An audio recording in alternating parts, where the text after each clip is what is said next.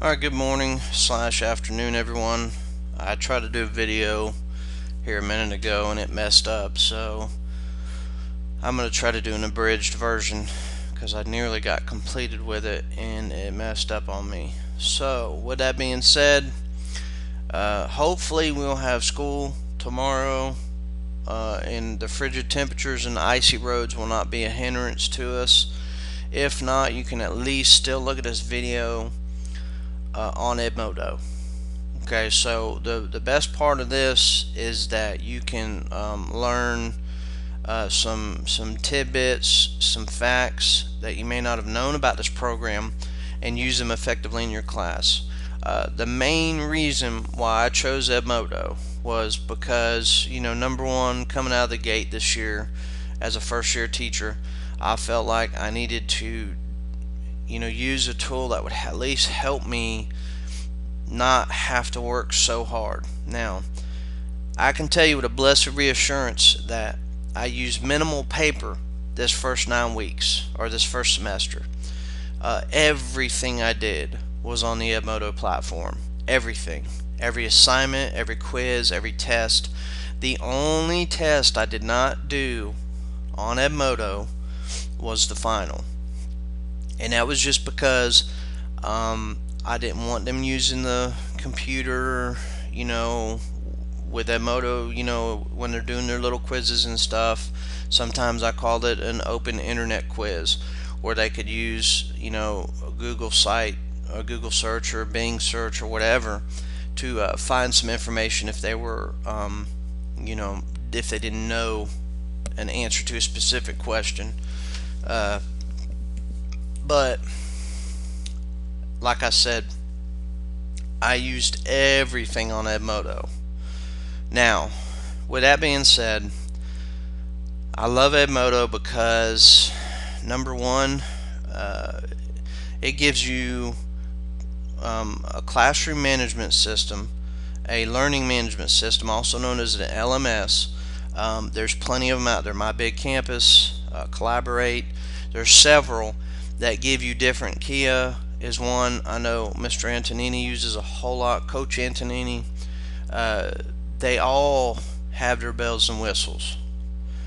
But as far as me focusing on Edmodo, Edmodo is the one that I like because it literally has an all-in-one combo extraordinaire.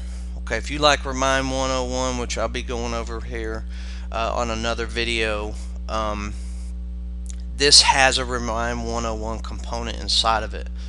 If you have your students sign up, when they sign up and they go to their profile, they can add their cell phone number to the profile, and then that way when you shoot an alert out, it's called an alert on Edmodo. It's 140 or less characters, just like a tweet. Alright, tweet. It's just like a tweet from Twitter. It's just like a Remind 101 message, and the alert is in the same. Basically, it's the size of a text. Okay, so when you text on your cell phone, it cannot be greater than 140 characters. If it is, it becomes MMS, multimedia message. So basically, if you keep it under 140 characters, it's considered one standard text. Okay, and of course, with all of these, Remind 101, Twitter, and the alert function on Edmodo, you can't go above that number anyways. It will truncate it, it will cut it off. You can't add it. You can't pray over it to make it happen.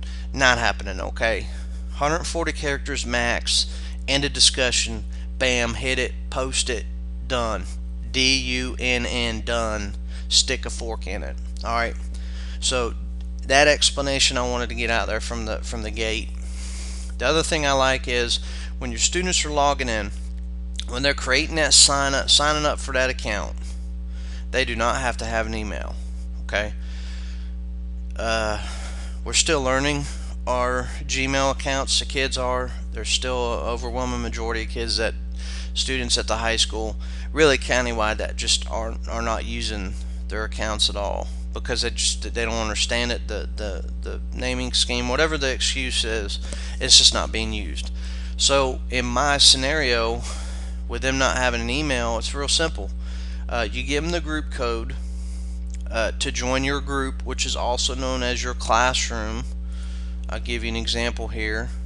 My Introduction to Business and Technology 4th block is a group. See this right here? Group.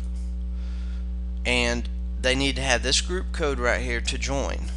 So any of the students that come in, that first day I have this written up on the board when they come into the lab. Alright. And when they're signing up, I usually tell them their username. Try to make it your first name, last name. That's the easiest way. First name, middle initial, last name. The password can be anything they want. I don't care.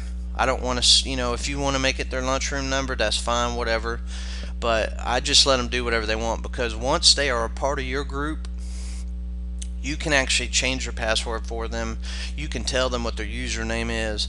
If you have the repeat offenders that are chronically forgetting their username and passwords, this program right here at Edmodo doesn't make you go through hula hoops that are on fire to get this information.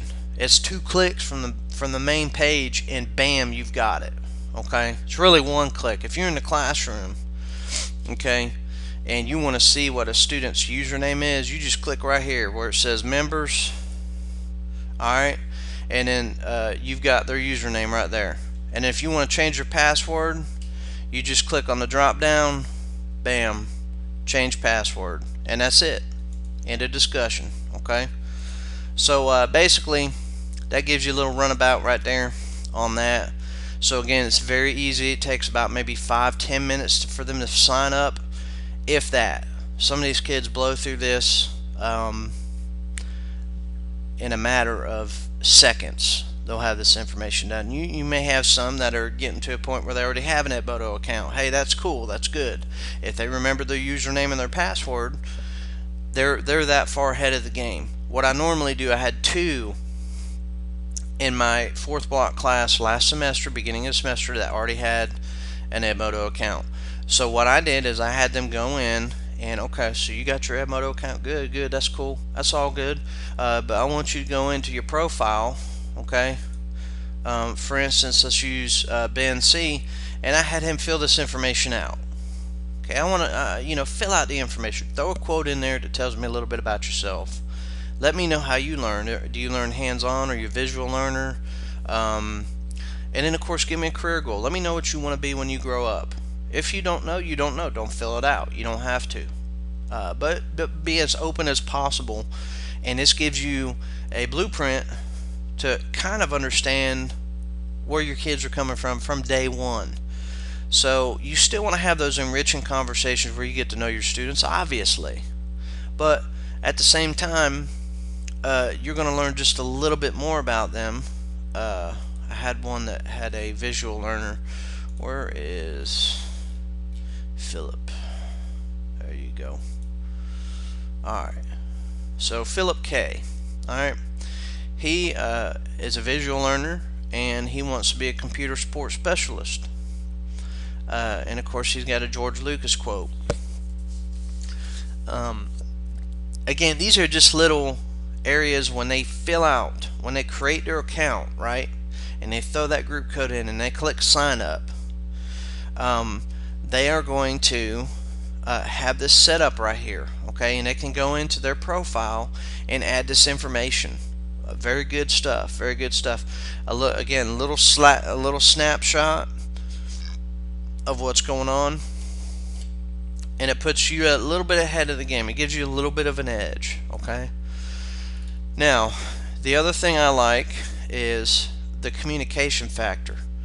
If you look at my post every day, even the days that I wasn't there, I would post something. I would post a note. Okay, in the waning weeks of the semester, I would actually, if I can find one on here, here you go. Here's an alert that I sent. Now the thing I love about alerts is assignments, quizzes, anything. Let's say you're teaching the same thing. It just so happened to be that all 3 of my classes were doing the geometric testing modules for the Microsoft Office Specialist certification. Okay, so when I posted an alert, I posted it to both of my business and technology classes and my computer apps 2 class. Sent it, end of discussion, done deal. All 90 plus of my kids got this information at once, and it was good to go. And it's all it's all bold. See how it's different than this other, just the little notes. And I only did 3 of these the entire semester. So when I posted an alert, they knew I meant business. They knew what time it was, and it was game on. Okay, so but for the most part, 99.9% of my communication went through just a note, where I would send a note. And if you notice here, these notes for the most part were sent directly to this class. The group post here, what I would have on this note on the final, I sent it to both these classes because they're taking the same final. It's the same class. Okay, so you can do that if you have 2 like subjects. You can share that post with both subjects. Okay, if that makes sense. It's just easier for you. The other thing I love about Edmodo is you can post a note, an alert, an assignment, a quiz, or a poll, and you can schedule when you want to do it. Now, I had to go to the Graduate First Committee training session down in Macon, or near Macon, earlier in November. Okay, so I was gone basically for 1 day. Now, I know that's not a lot of time, but I posted information for that particular day the week before. I know everyone can't do this, but if you have a blueprint pretty much with what you're going to be going over in class, what your assignments are going to be, you can post those as far in advance as you want to post them. I was on a pretty good session where I would try to get all my assignments posted by Friday or Saturday of the week before for the next week. Now, I know everyone can't do that, and I know a lot of us probably are going to do this day to day as best you can. So to give you the best tidbit of information I can give you is I would use Note for your essential question. Seriously, every week I'd have 2 to 3 essential questions that they would have to answer. Okay, and you ask Aaron, how do you know when they answered it? Well, let's use Mr. Philip K here, and all I would have to do is click activity and then click replies, and I could see, look, essential question, essential question, essential question, essential question. You get the picture. Okay, and sometimes they would actually post to the assignment itself. Okay, I love the way you can post assignments. If you're somebody who likes to have reflective essays, when I first started Introduction to Business and Technology, every week they'd have 2 assignments that were based off of reading a passage and in writing a reflective essay with some definitions involved on their own accord through Microsoft Word or some other word processing document. Now, in your case, if you don't have a lab, you still can post the assignment but have them write it on a piece of paper. And then what you can have them do, again, just like I just showed you, you can have them be required to post to the assignment. When they turn in, they would click turn in, and they would post completed, done, turned in, right? And that would let you know when you're going through the assignments on Edmodo that, hey, okay, they've turned it in.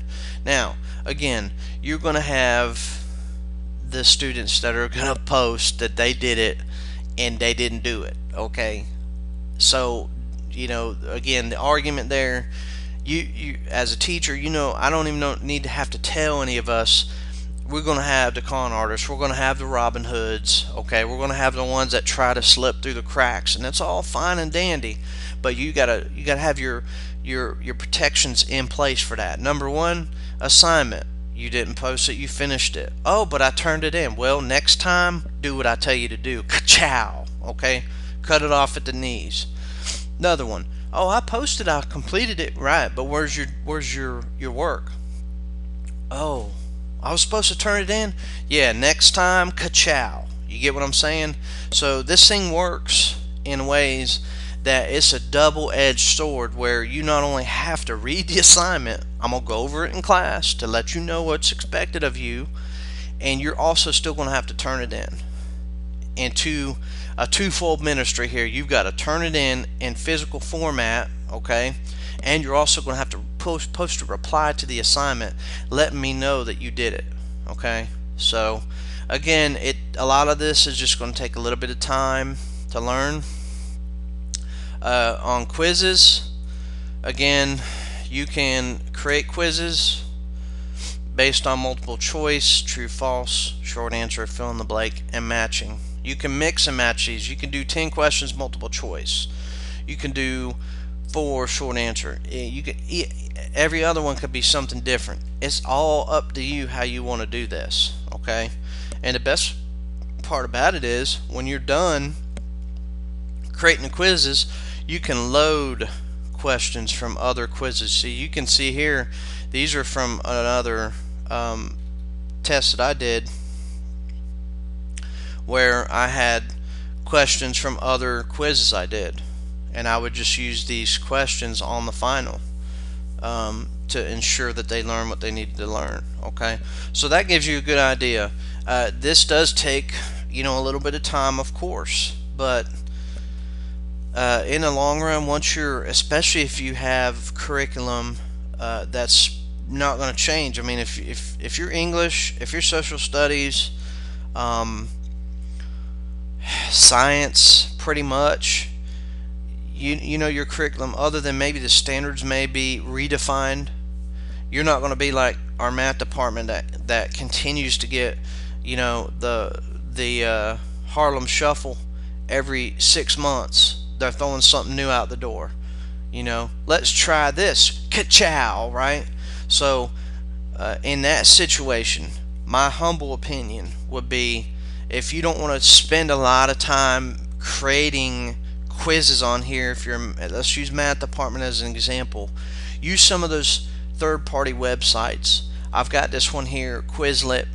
You can create your own quizzes on here or pull quizzes from other areas. Okay, so if you go down here and let's see, math and science, we'll just do an algebra real quick. Okay, and wow, 2,000 terms. Oh my goodness. Jeez Louise. Alright, let's do this one. And you can just make it a test, real simple. You can choose over here what type of questions you want, and then you just take this test, copy it, and then you go back to Edmodo, and you don't do it in the quiz. Obviously, you're going to go to your actual class. So let's just use my technology resources group, and then I would just post it on as a note, paste. Actually, you shouldn't even do that. You could do right here, you could do link and then paste. Okay, and then click attach, and it has it right here. And then in the note I would put, you know, click on the link below, take the test, show your results, print your results, whatever you may want to do. Again, Quizlet's not the most intuitive when it comes to sending results to a specific location, but some of the teachers out there like Todd Guerin and some other ones, Miss Colberth, they can let you know certain sites that you link to, that when the kids are done, number one, they have a profile or login that they use for that site anyways. So when they complete the quiz, you get a response, an email saying, hey, John Anderson completed the test, and they can go in and check that test accordingly. Okay, you asked me, why would you post it here? Well, simply put, when it's a no, all that is that's just another checks and balance that you can do to ensure that your students, one, they know what's up, they know what's expected of them. They can go to Edmodo, go to their class, and see exactly what they got on the plate. Okay, and then you just go from there. All right. This gives you just again a little bit of information. I love doing the schedule. See where you got schedule. Let's say you want to do this, have this completed by Friday the, I'm gonna have to look at this right here. Let's say the 17th. Okay, and you could actually post this on Monday the 13th. So if I post this right here, and I always just by default do 8 a.m. okay, because it's actually on their time zones a little bit different, so they post stuff roughly 3 hours before they're supposed to. So if you put 8 a.m. on here, it's going to post it at about 5 a.m. 5 or 6 a.m. I would just simply keep 8 a.m. as the blanket unless it's a test or quiz. If it is a test or quiz and you've created it on Edmodo already, you can just load that quiz on the fly once you've created it. Okay, I mean literally, let me show you. Basically you can click send on this, and then if you notice I now have one scheduled. Okay, and of course let's say that oh my goodness, I messed up, I'm not going to assign that, they have too much work on their plate, blah blah blah. You do the drop down, you can delete post, you can also edit it, and you can also reschedule it. Good stuff, good stuff. Okay, so going back to here, if you have a quiz, you can actually load a previously created quiz, and these are all of the quizzes that I have. Alright, so this gives you a good idea. Let's go ahead and do that entrepreneur quiz 1. Again, the due date you can put, let's put next Sunday, and I always usually add the grade book. The grade book is actually here in the progress bar. I'll go over that in just a minute. And then of course you can schedule it. I'm going to go ahead and schedule it for Monday the 13th at 8 a.m. Okay, and then I'm going to click send. Now I have 2 scheduled.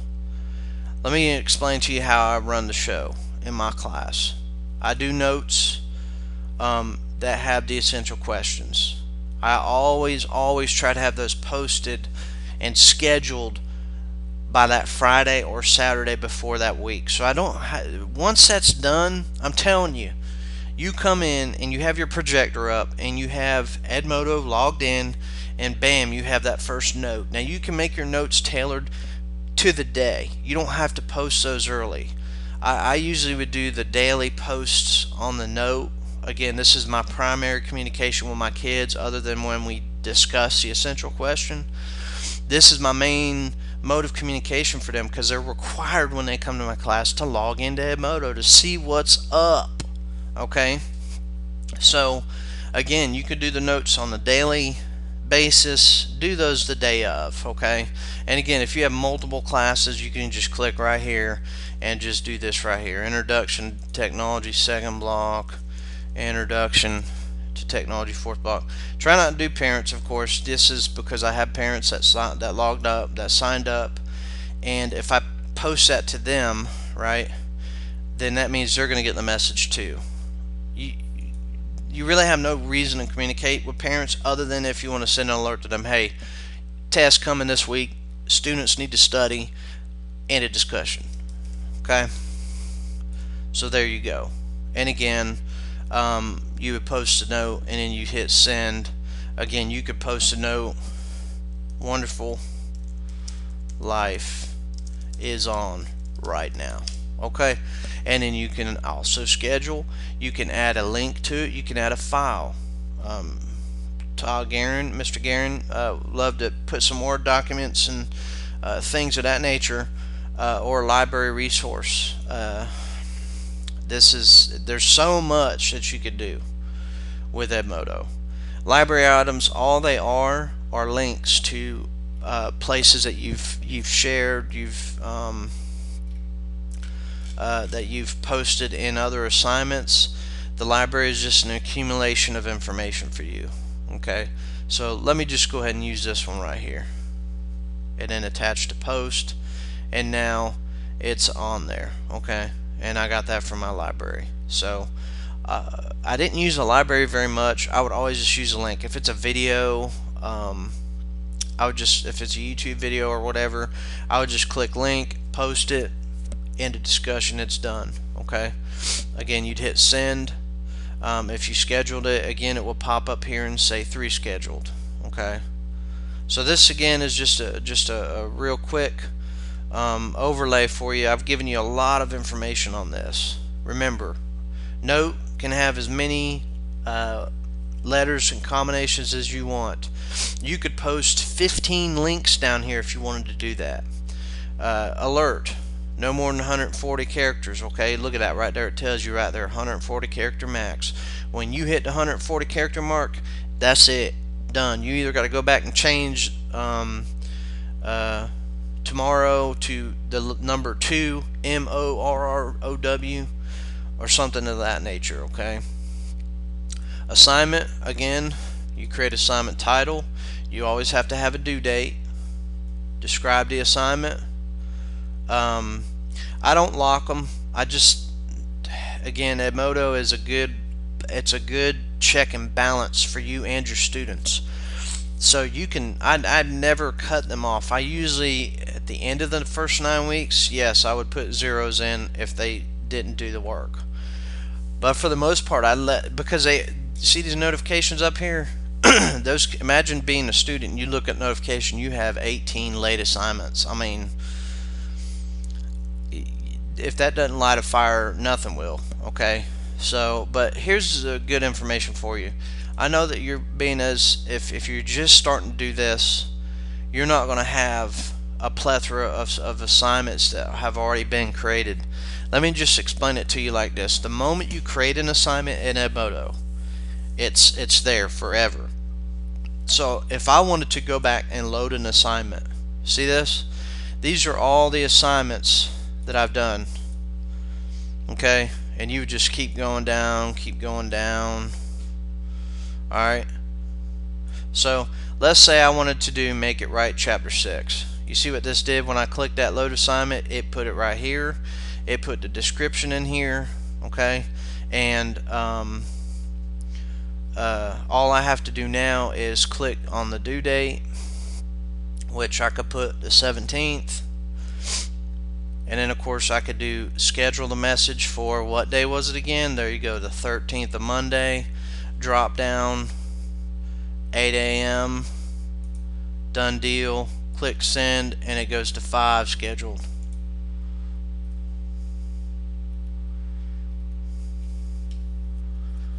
So of course that's not really 5, but I know once I go back, let's go back here, let's see there, it still has 5 scheduled. Alright, so anyways, there are some little quirks here that it's not really 5, it's 3. Wait a minute, I know what it is. Where did I post? One of these I posted to multiple people, multiple classes. I think it was this one. Was it? Anyways, I don't want to waste too much time on that. Just giving you information on that.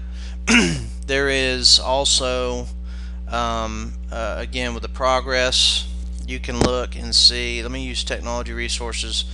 Neither one of the ones that were students in here, my wife nor the tech student, ever did any of the work. Okay, but this tells you all the assignments, when they're due, etc., etc. Tech student, you can click on here and they can see here the assignments.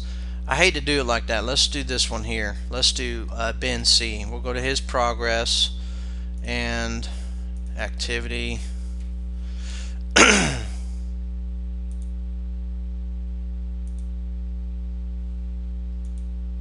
There we go. And you can see the assignments that he didn't turn in. Now, first 9 weeks, watch the trend here. Watch the trend. Look at the difference. Okay, this is somebody who was struggling, and you can just tell. If you see blue, that means he did the work. Alright, but if you look at the first 9 weeks, you can see that this young man really didn't care. Okay, and the only thing that saved him was the fact that I allowed him to do several of these assignments at the last minute. But in return, I told him, if you do not give me the same oomph that you gave me the first 9 weeks, you're not going to get a second chance. Okay, so look at what it did to him. By giving this student a chance to succeed and saying, you know what, I'm going to give you a chance. Look at that. Of all the students I've been with, and I use this one as an example, this is the best example I can give you of what the progress bar does. When you're looking at a student's progress, whether you look at it here or you look at it through here, okay, and of course here you can see where some of the kids haven't turned anything in, but for the most part I like to use that other grid, because these zeros here, I mean, they are what they are. Okay, Justin Knight, he didn't even join my class until the second 9 weeks. So, but basically this is a good example of showing you how a student gets back on the bandwagon, and he ended up having like a 98 or 97 in my class the second 9 weeks. He went from a 72 to a 90, 97 or 98. I mean, the kid blew it out of the water. Okay, so the other thing I was going to show you is my small groups. Okay, now you have your main group, which again, mine's going to be, I titled mine Introduction to Business and Technology, 4th block. That's the class. Okay, again, you have to have the group code to enter, but I also created small groups. And of course the small groups, if you look at this one down here, final, I created this group because originally I was going to have them take their final on Edmodo. Okay, so I created a group called final, and then I tallied up days and tallied up percents, and the kids that were not eligible to exempt the final were put in the final group. Okay, so that way when it came time to do the final, I would have posted the quiz, the final, in the final group. Okay, so you asked me, well, how would you do that? Basically, how small groups work is, let's say you have a specific group of kids that work better with visual learning. Okay, let's see here.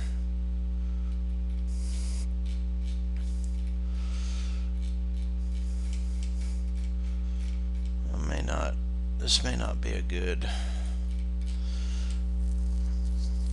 Add more in my second block. So if you look, I have more students that some of the students were those visual learners, so their particular assignments weren't so much the book work as they were watching videos on YouTube and actually performing the work of smart art, inserting a table and other nuances for their particular assignments. Okay, so this allowed me to diversify my teaching strategies. Okay, Edison, these would be the group that's obviously above my Tesla but below the Einsteins. Okay, so these would be the ones where all of the standard work that I would have posted, it would be posted in here. Okay, so and then of course my Einsteins were the ones who were just above and beyond, and I literally gave them, you know, in the lab work, basically the more self-paced assignments, like the students that would look at a simple 1-paragraph passage and they would have to follow the directions in that passage using a document that was already on their computer. Okay, so they go pull the document up, make the necessary changes based on the description in the lab, chapter 7, lab 3. Okay, so again, I didn't have as many students. If you look at the member numbers on Einstein, I didn't have a lot of those. Okay, Edison, I obviously had a majority of members were in the Edison group. And of course Tesla, I didn't have a whole lot, but again, of these 7, you can be guaranteed that a majority of them are either going to be an IEP or a 504 situation. Okay, so if you use this as an example, I just kind of use this as a tidbit of information for you. Your students can have tailored, individualized assignments for them based on your small group postings. Okay, so if you want your Tesla group to have a visual assignment such as how to insert a table in Microsoft Word 2010, you would click assignment and you would do it, and by default you see it's in Tesla. So once you create the assignment, you would click send, and it would post it only to Tesla. That means that Einstein, Edison, and Final would not see it. Okay, and of course neither would the standard Introduction to Business and Technology second block. Okay, this is the parent group. Okay, it means that whatever you post in this group is posted to all of the subgroups or small groups. Okay, everybody sees what's posted in this bad boy right here. If you've got Introduction to Business and Technology second block, ka-chow, you know for sure that it's going to be posted on all the subgroups as well. Okay, but again, this is the meat and potatoes of my version of diversified teaching. Okay, now you also have your graphic organizers. You also have your handouts. I'm not saying I went 100% paperless this semester, because I don't think it's possible for you to do that and be an effective teacher. Okay, I still believe in my heart of hearts that you still have got to provide more than one medium for the platform of learning that you're doing in your classroom. So in my situation, I have kids that were even more severe in a 504 or an IEP or whatever it may be. I had kids that didn't have either, but still were struggling. Okay, because they didn't have any idea what a computer was when they joined my class. Alright, and here we are using it every single day. So basically putting that information, giving you the availability on that, it makes you understand that this is just, again, another checks and balance that you can do to cover yourself. Okay, because when you have someone coming in and they're going to try to assess you on diversified teaching strategies, if you follow the conundrum that I've showed you,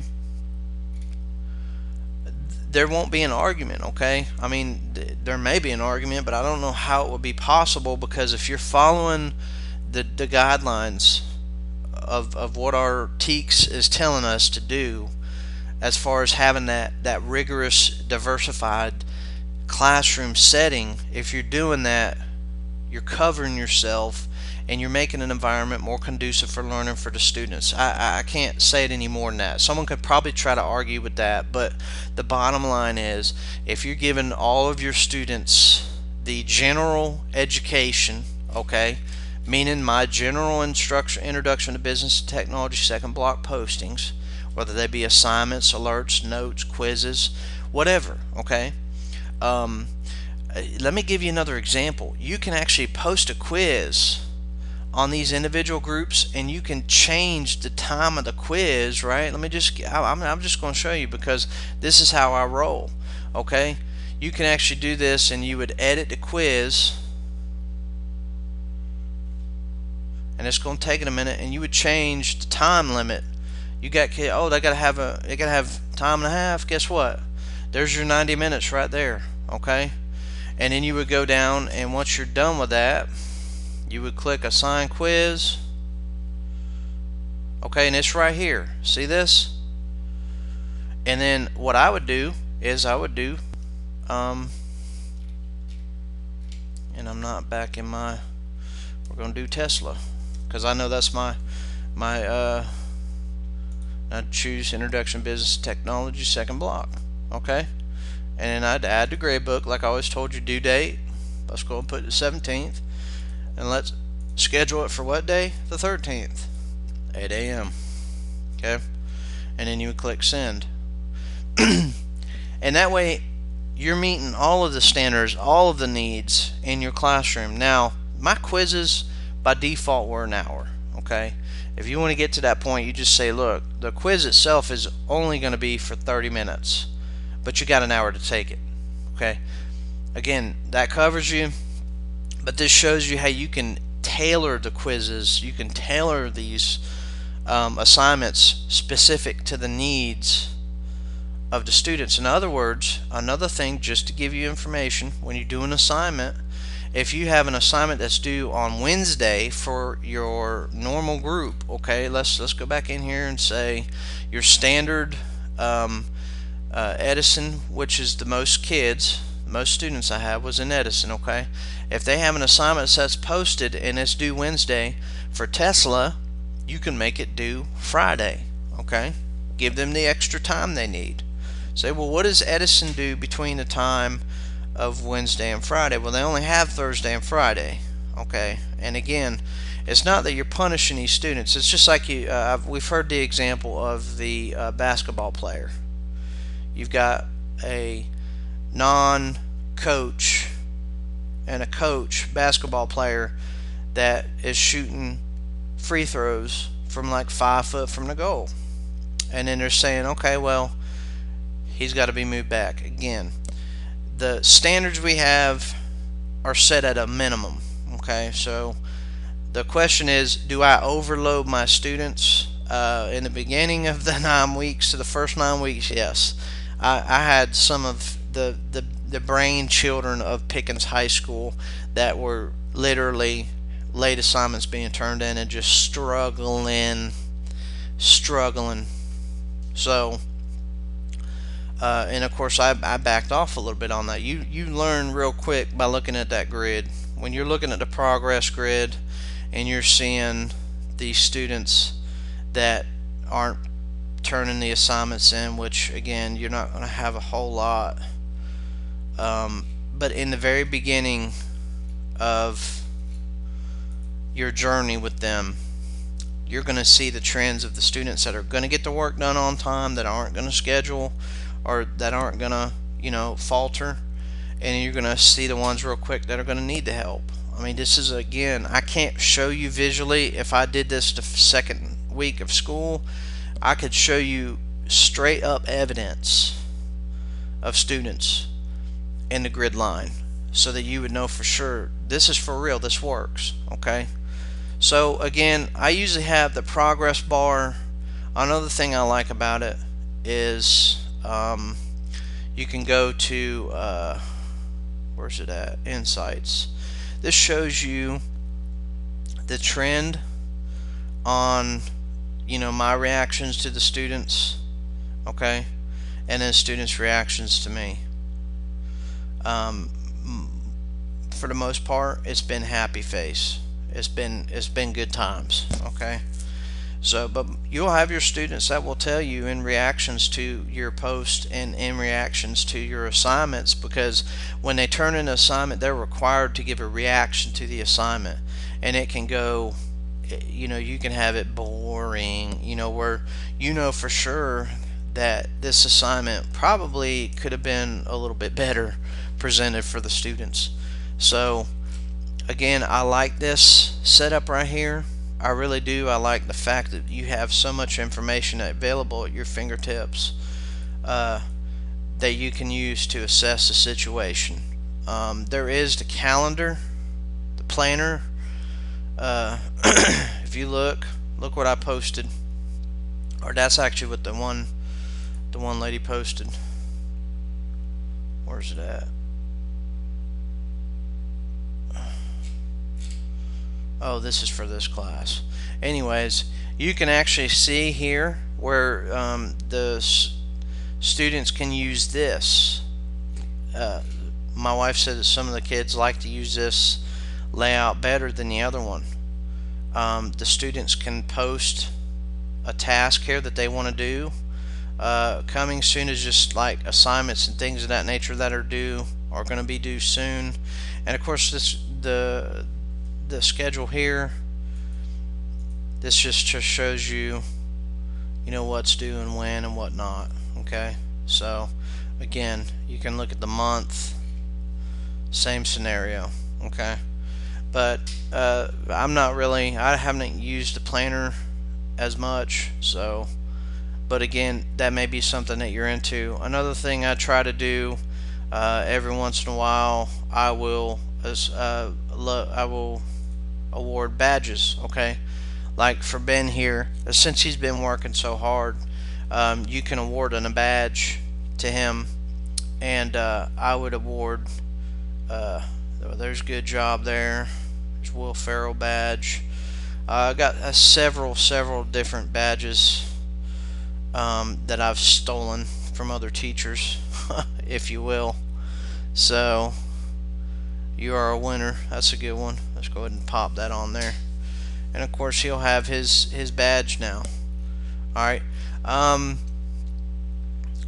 to get the badges, you can either create them yourself, or what I like to do is on the communities I'm a part of, I can actually click on a teacher's name, and when it comes up, you see the collections here, the badges, you can actually click my student badges, and this shows all of her student badges, which this lady right here has a ton. Oh, I like that one. Super fast work. That's Superman. See? And all you have to do is, if you want to take this badge, I'd click add my student badges and then add. Okay? And then when we go back and I look at myself, and then I click on my student badges, at the top is the super fast work. Okay? And then you can click on details and my shared badges, and of course you have the badges by Edmodo. They're the more professional, you know. Obviously it's showing this stuff here that Edmodo has done, but by far you're going to have more shared student badges from other teachers. It's just awesome. It is so awesome to all the badges that are available. This is more of I've noticed more of a 9th and 10th grade thing. My 11th and 12th graders could care less if they get a badge, but there are ways you can use the badges to create it almost like a competition, more competitive. Oh, I got more badges than you.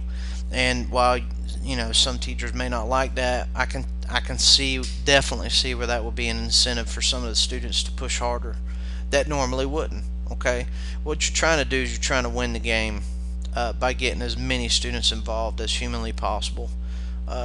So every nuance, every tender morsel that you can get to get them involved in the game, you need to use those the best you can. I mean, again, I don't use the Edmodo planner, but some teachers and some students do, and it's like sliced bread. You know, it's like unbelievable.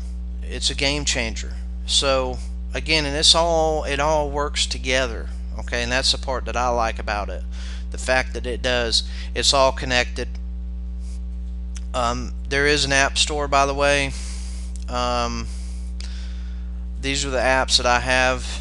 All of these are free apps. I don't go for any pay for apps. I just don't do it.